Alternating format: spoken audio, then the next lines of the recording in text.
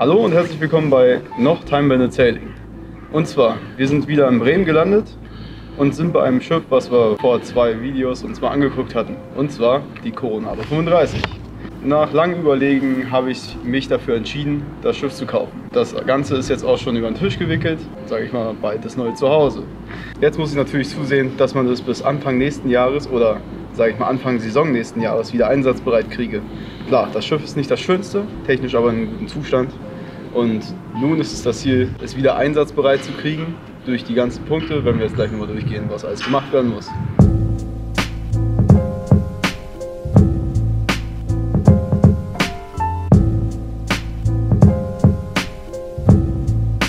Kümmern wir uns als erstes um den Rumpf. Punkt 1, was ganz wichtig ist und auf der Agenda steht, ist die Wasserkante. Allgemein der Rumpf ist eigentlich in ganz gutem Zustand. Man sieht keinerlei Osmose oder andere Schäden, sage ich mal. Natürlich gibt es manchmal ein paar Lackplatzer, gerade unten beim Kiel. Das wird mit Antifouling, sage ich mal, wieder ordentlich gemacht, vielleicht mal abgeschliffen. Aber hier ist eine brenzliche Stelle, das muss ordentlich sein, gerade weil das Schiff auch lange Zeit im Wasser liegen wird und bloß einmal im Jahr aus dem Wasser gehoben wird, um das mal neu zu machen. Da muss auf jeden Fall Silberprimer rauf und etwas G-Code nachgemacht werden an der Stelle und Antifouling auch wieder aufgebracht werden. Das Problem ist aber, dass dafür eine bestimmte Temperatur notwendig ist von ungefähr 15 Grad. Das heißt, es kann erst im Januar jetzt nicht unbedingt, aber so im Mai gemacht werden. Gerade hocke ich hier unterm Boot, wie man sehen kann. Die Opfernoten muss ich natürlich auch mal austauschen, aber ich denke, das wird jetzt nicht das große Problem sein. Wie ich eben gerade schon meinte, hier der Kiel ist natürlich voll Stahl. Das ganze Teil wiegt ungefähr 2,5 Tonnen. Also ein bisschen abschleifen müsste ich da noch, aber durchrosten glaube ich wird das nicht. Bei 2,5 Tonnen Stahl, bevor das weggerostet ist, weiß nicht, bin ich schon nicht mal mehr Knochen. Also ja, das wird nicht so das Problem sein. Das heißt, es steht auch relativ tief an der Agenda. Die Schiffsschraube an sich, da war die Geschichte, dass der Motor 2007 gewechselt wurde und dementsprechend wurde die Welle auch gewechselt, die Lagerung und die Schiffsschraube. Das ist auch eine relativ große Schiffsschraube. Der Motor hat 42 PS, das ist relativ kraftvoll mit ordentlich Drehmoment. Das heißt, da werden wir nicht so große Probleme haben.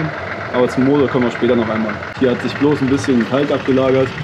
Dementsprechend steht hier eigentlich keine Baustelle an. Wie man es im Vergleich zu mir sehen kann, ist das Ruder jetzt nicht gerade das kleinste.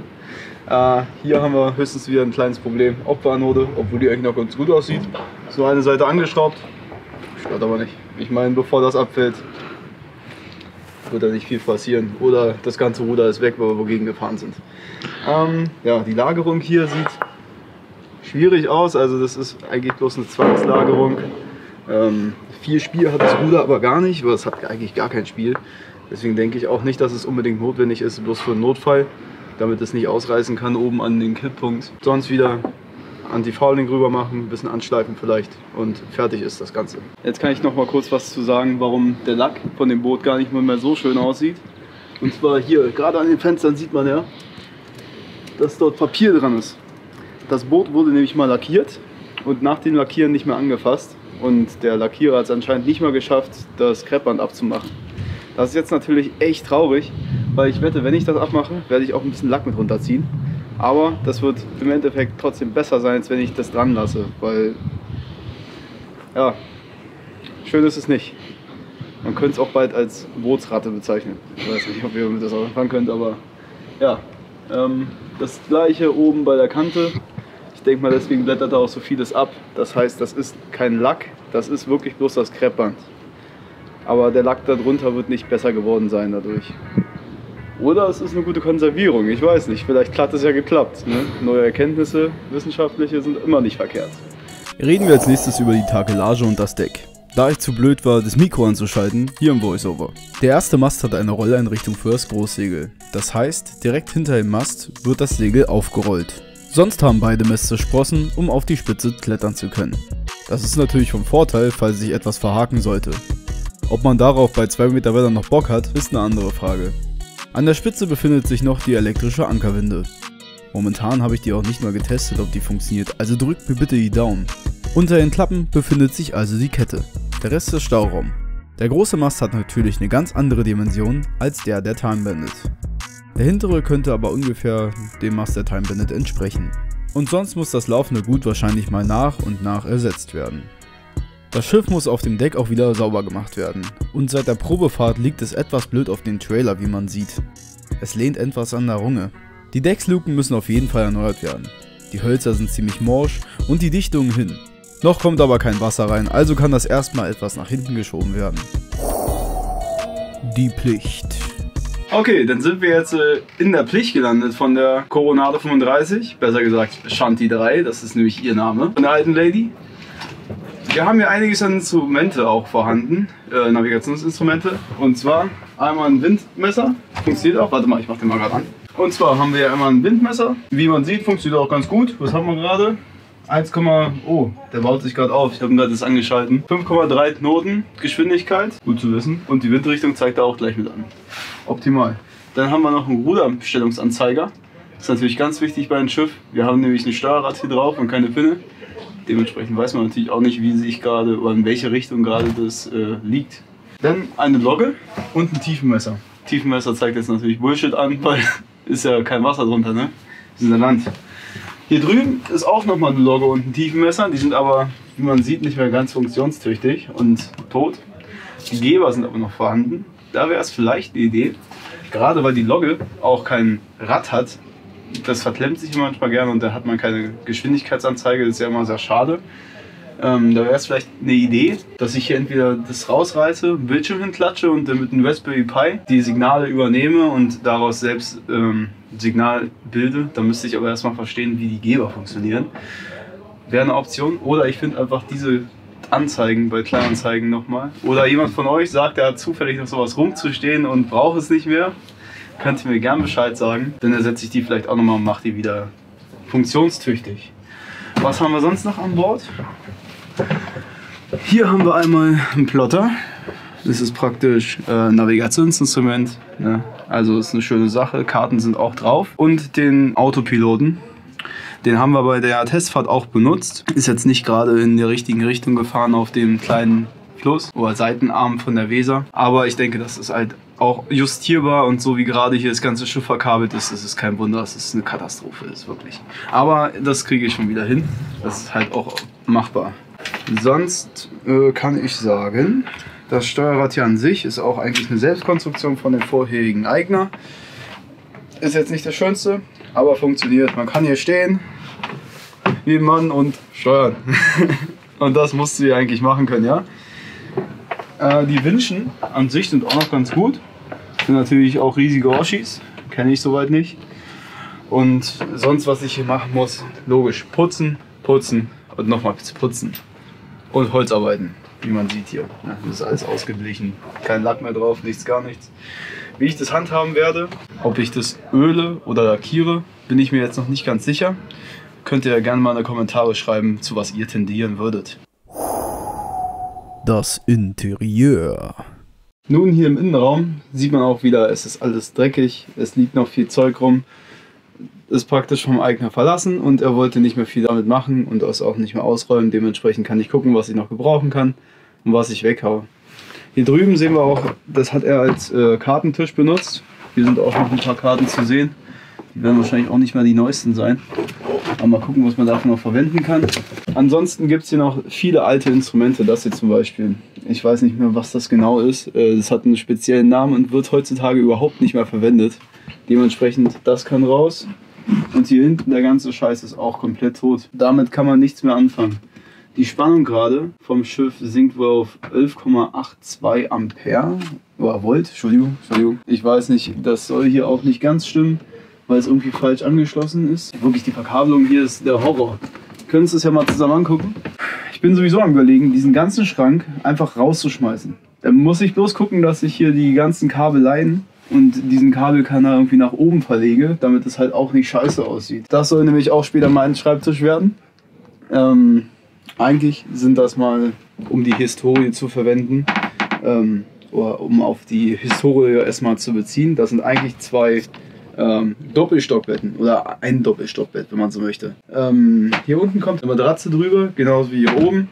Der vorherige Eigner hat das hier etwas nach hinten verlegt, um die Badtür komplett öffnen zu können. Ich werde es wieder zurückbauen, weil ich finde das optisch einfach grauenhaft und so dick bin ich noch nicht, dass ich da nicht durchkomme. Es gibt auch noch die Option, dass man das hier wieder zurückbaut zu sowas wie einer Bank wieder drüben. Möchte ich aber auch nicht. Ich brauche einen Schreibtisch, ich bin nun mal Student und das muss irgendwo sein. Und das ist die Stelle von dem Boot dafür, die ich optimal finde.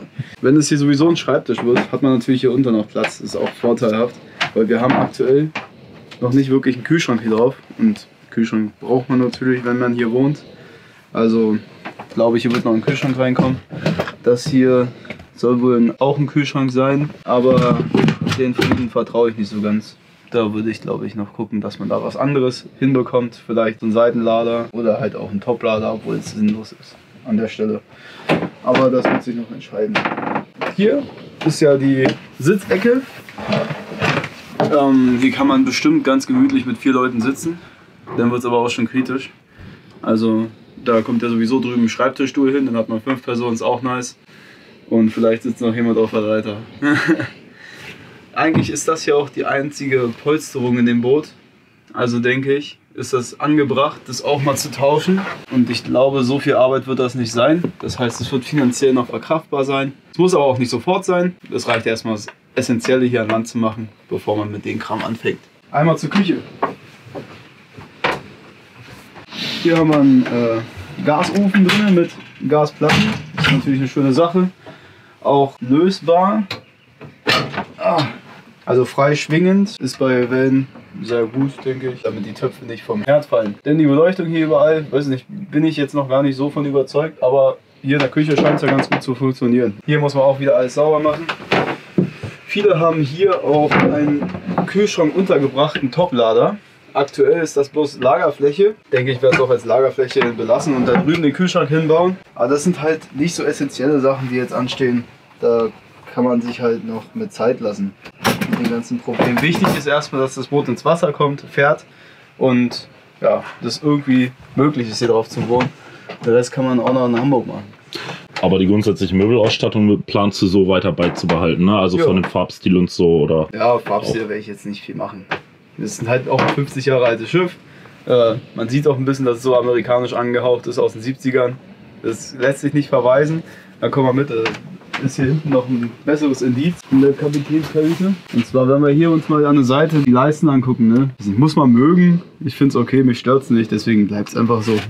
Und da fällt wohl auch ganz selten mal was raus hier aus den Seitendingern. Hier drunter befinden sich noch 4 Batterien. Das sind 4 100 Ampere-Stunden AGM-Batterien. Und hier ist noch eine Starterbatterie. Hier ist nämlich auch der Motorraum.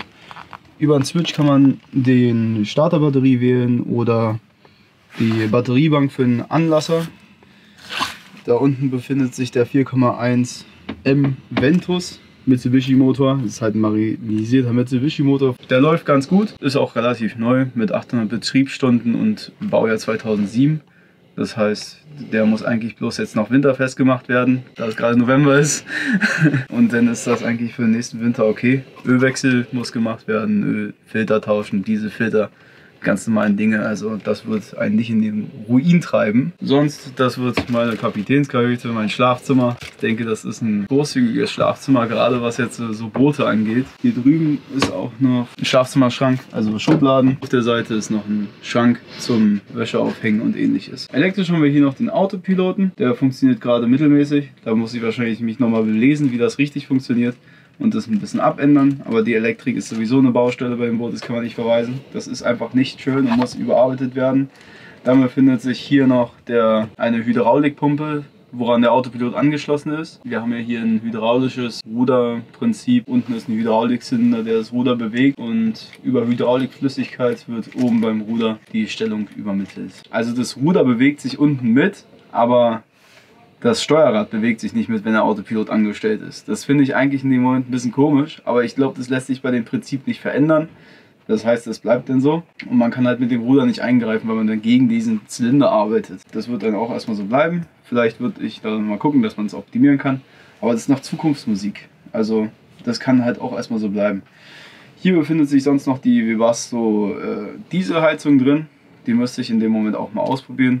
Der Diesel, der sich gerade noch im Schiff befindet, ist auch relativ alt. Ich denke, den könnte man auch ganz gut verheizen dafür. 2-3 Jahre ist der alt, aber es sind noch 60 Liter in dem Kahn drin.